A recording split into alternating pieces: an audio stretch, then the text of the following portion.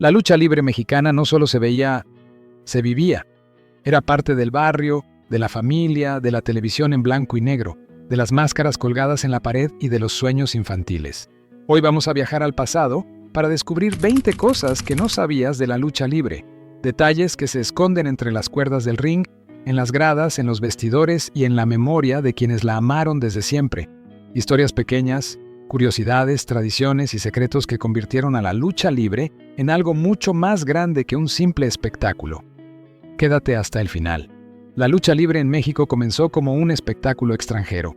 A finales del siglo XIX llegaron funciones de lucha europea a circos y teatros. Eran combates sin máscaras, sin historias, solo fuerza y técnica. Con el tiempo, la gente empezó a interesarse, pero aún no se sentía como algo propio. En la década de 1930, Salvador Lutteroth organizó la lucha libre de forma profesional en México. Él entendió que la lucha no debía ser solo golpes, sino emoción. Por eso impulsó el uso de máscaras, personajes y rivalidades. Así nacieron los técnicos y los rudos. El público empezó a elegir bandos, a gritar, a enojarse y a emocionarse. La lucha se volvió parte del pueblo. Después llegaron las grandes arenas y el cine. El Santo, Blue Demon y otros ídolos hicieron que la lucha libre entrara a las casas, a las pláticas y a los juegos de los niños. La lucha libre dejó de ser solo un deporte. Se volvió cultura, tradición y recuerdo. Y hasta hoy, cada vez que suena la campana, sigue viva esa historia que empezó hace más de 100 años en México. Las máscaras en la lucha libre mexicana no nacieron solo para ocultar un rostro, nacieron para crear un mito. Al principio, los luchadores peleaban con la cara descubierta. Eran hombres comunes enfrentándose en el ring, pero al público le faltaba algo. Un símbolo, una historia, una identidad que pudiera recordar. Fue en los años 30 cuando algunos luchadores comenzaron a usar máscaras inspiradas en tradiciones antiguas, en personajes misteriosos, en héroes populares y hasta en figuras indígenas. La máscara transformaba al luchador en alguien más grande que él mismo. Ya no era solo una persona, era un personaje. Con la máscara llegó el misterio. Nadie sabía quién estaba debajo. Eso hacía que el luchador pareciera invencible, diferente, especial. La gente empezaba a imaginar historias, a crear leyendas. Las máscaras se diseñaban a mano, con telas sencillas, costuras visibles y colores fuertes. No buscaban perfección, buscaban identidad. Cada forma, cada color, cada diseño tenía un significado. Fuerza, agilidad, honor, rebeldía, orgullo. Con el tiempo, la máscara se volvió sagrada. Quitársela era perder el alma del personaje. Por eso nacieron las luchas de apuesta, máscara contra cabellera. No se apostaba a una prenda, se apostaba a la historia, el respeto y la identidad. Hoy, la máscara no es solo parte del traje, es el corazón de la lucha libre mexicana. Es el rostro de un país que aprendió a convertir el anonimato en leyenda. La Arena México, conocida como La Catedral, con su mística imponente, no era solo un edificio, era un templo del pueblo. Desde que uno se acercaba, la Arena México imponía respeto. Sus muros guardaban historias, gritos, derrotas, victorias y miles de máscaras imaginarias que habían pasado por ahí. Entrar era como cruzar una puerta hacia otro mundo. La llamaban La Catedral porque ahí se consagraban las leyendas. No cualquiera luchaba en ese ring. Quien pisaba esa lona sabía que estaba en el lugar donde se hacía historia. El eco de los aplausos parecía quedarse flotando en el aire, como si las paredes recordaran cada caída, cada traición, cada máscara arrancada. El público entraba con una mezcla de emoción y solemnidad. Algunos miraban alrededor como si estuvieran visitando un sitio sagrado. Otros buscaban su lugar con prisa, pero todos sabían que estaban en un sitio especial. Ahí no solo se veía lucha libre, ahí se vivía. Muchos luchadores de antes no vivían de la lucha, sobrevivían con ella. Entre semana eran mecánicos, carpinteros, obreros, choferes, vendedores, cargadores, empleados de oficina. Sus manos trabajaban herramientas por la mañana y por la noche, entrenaban en gimnasios humildes, con costales, cuerdas viejas y colchonetas gastadas. Llegaba el fin de semana y se transformaban.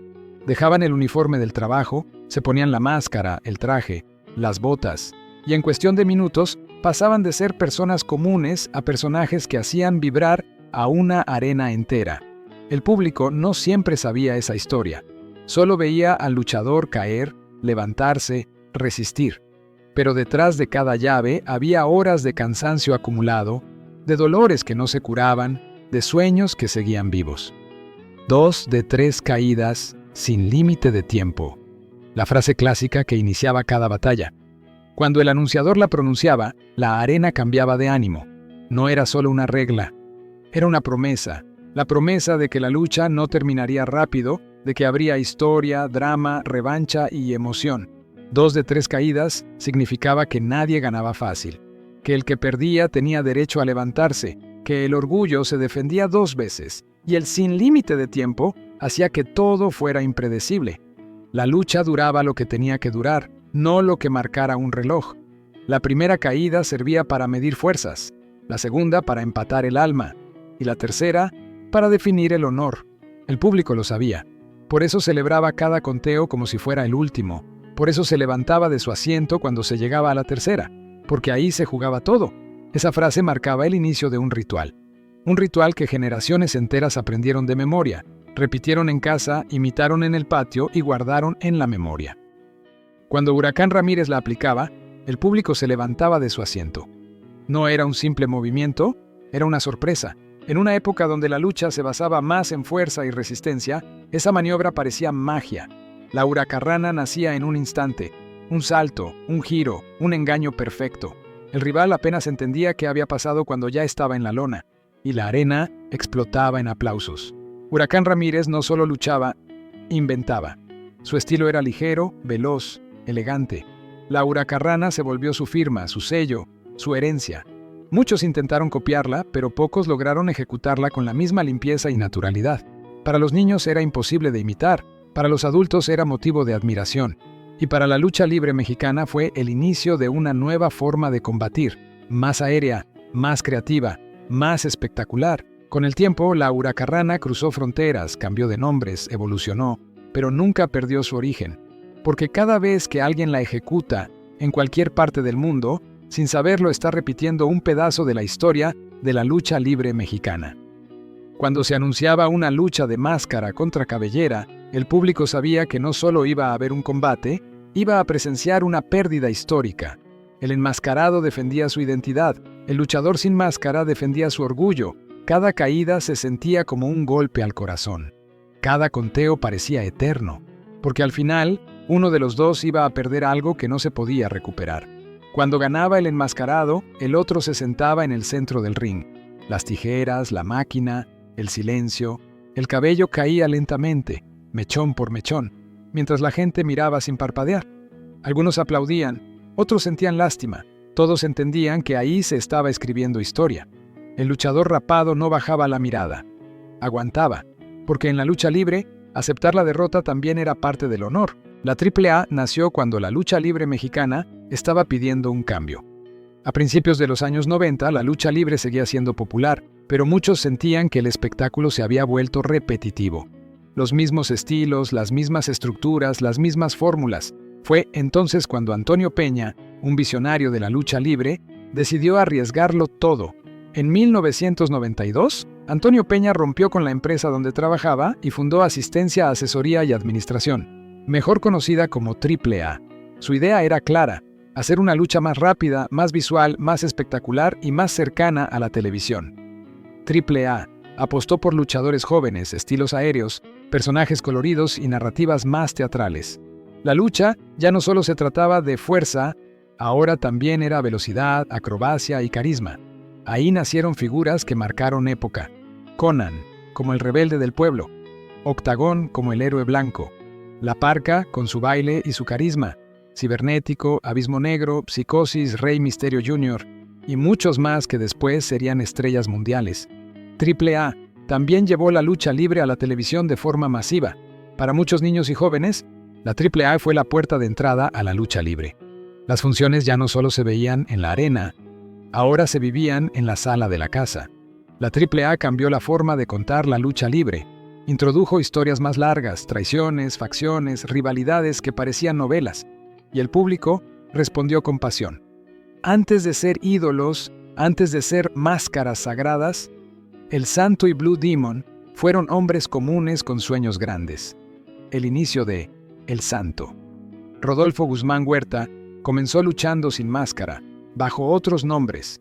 No era famoso, no llenaba arenas, era solo un joven más tratando de abrirse camino en un deporte duro, mal pagado y lleno de competencia.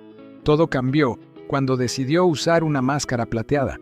Esa máscara no solo ocultó su rostro, creó un personaje.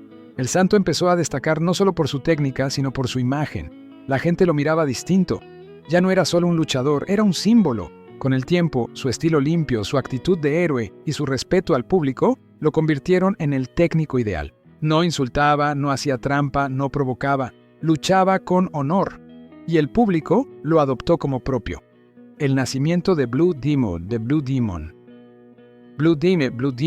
cuyo nombre real era Alejandro Muñoz Moreno, también empezó desde abajo.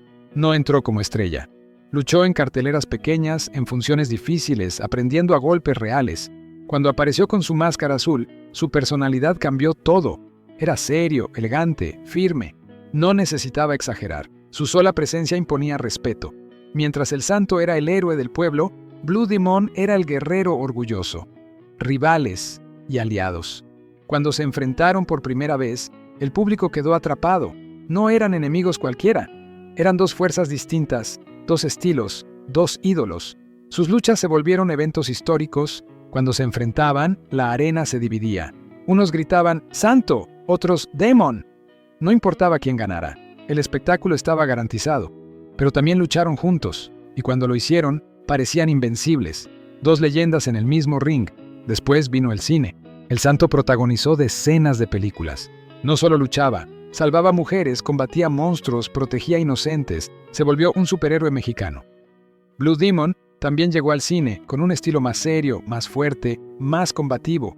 Ya no eran solo luchadores, eran ídolos nacionales. El santo y Blue Demon no fueron leyendas porque ganaran campeonatos. Fueron leyendas porque hicieron creer, porque inspiraron, porque unieron generaciones. Hoy, aunque muchos jóvenes no los vieron luchar, los conocen, porque su historia ya no pertenece al ring, pertenece a la cultura de México. Ir a la lucha era un evento familiar, no solo de fanáticos. No se trataba únicamente de ver golpes, llaves o vuelos desde la tercera cuerda. Ir a la lucha era salir todos juntos, caminar hacia la arena como quien va a una fiesta popular. Iban los abuelos, los papás, los tíos, los niños con la máscara recién comprada y hasta el primo que no entendía nada pero gritaba igual. Las familias llevaban refrescos, tortas envueltas en servilletas, bolsas de frituras que crujían más fuerte que los abucheos. Los niños se subían a las bancas para ver mejor. Los adultos discutían si el técnico merecía ganar o si el rudo estaba haciendo trampa. Nadie se quedaba callado. Para muchos, esa era la salida del fin de semana. No había restaurantes caros ni centros comerciales. Había arena, sudor, emoción y risas compartidas.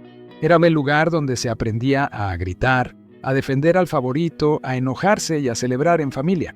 Y sin darse cuenta, esas tardes en la arena se convertían en recuerdos que hoy todavía siguen vivos en la memoria de quienes las vivieron. Los boletos eran baratos y accesibles para cualquiera. No hacía falta ahorrar semanas ni pensarlo demasiado. Con unas cuantas monedas en el bolsillo, ya se podía entrar a la arena y encontrar un lugar entre la multitud. La lucha libre era uno de los pocos espectáculos donde el precio no separaba a la gente, sino que la juntaba. El obrero, el estudiante, el vendedor ambulante, el niño con su domingo, todos podían sentarse en las mismas gradas y vivir la misma emoción. No había zonas exclusivas que se sintieran lejanas. Desde cualquier asiento se alcanzaba a sentir el golpe del ring, el grito del público, la tensión de la tercera caída. Muchos compraban el boleto el mismo día, sin filas digitales, sin aplicaciones, sin códigos, solo una ventanilla, una mano extendida y un papel que guardabas como si fuera un tesoro. Algunos hasta lo metían en la cartera para presumirlo después. Gracias a esos precios, la lucha libre se volvió costumbre. No era un lujo ocasional, era un hábito popular. Se podía ir una vez al mes o cada que había función especial, sin sentir culpa por el gasto. La Arena Coliseo, el embudo de la Lagunilla, donde el público estaba tan cerca que casi podía tocar a los luchadores. La Arena Coliseo no imponía por su tamaño, imponía por su cercanía. Ahí veis, no había distancia entre el ring y la gente. Todo se sentía más crudo, más real, más intenso. Cada golpe retumbaba en el pecho, cada caída parecía sacudir las gradas, cada grito se mezclaba con el sudor de los luchadores. Le decían el embudo porque el ambiente apretaba, envolvía, atrapaba. El público estaba encima del ring, gritándole al rudo en la cara, aplaudiéndole al técnico a unos pasos de distancia. Los luchadores podían escuchar claramente cada insulto, cada consejo, cada amenaza y cada porra. Ahí no se podía fingir. Si un luchador no conectaba con la gente se lo hacía saber. Y si se ganaba al público, se lo ganaba para siempre. La Coliseo era escuela, prueba y bautizo. La lucha libre nos enseñó a creer en héroes con máscara, a odiar con pasión a los rudos, a celebrar las remontadas imposibles y a respetar las derrotas dignas. Nos regaló tardes en familia, discusiones en la mesa, juegos en el patio y recuerdos que todavía hoy nos hacen sonreír. Tal vez muchas cosas han cambiado, pero la emoción sigue siendo la misma, porque mientras haya un ring, 2 luchadores y un público que crea en la magia, la lucha libre seguirá viva. Gracias por acompañarnos en este viaje al corazón de la lucha libre mexicana. Si estas historias despertaron tu nostalgia, no olvides suscribirte, dejar tu like y compartir este video con quien también creció entre máscaras, llaves y caídas. Nos vemos en el próximo recorrido por la memoria, donde el pasado todavía lucha.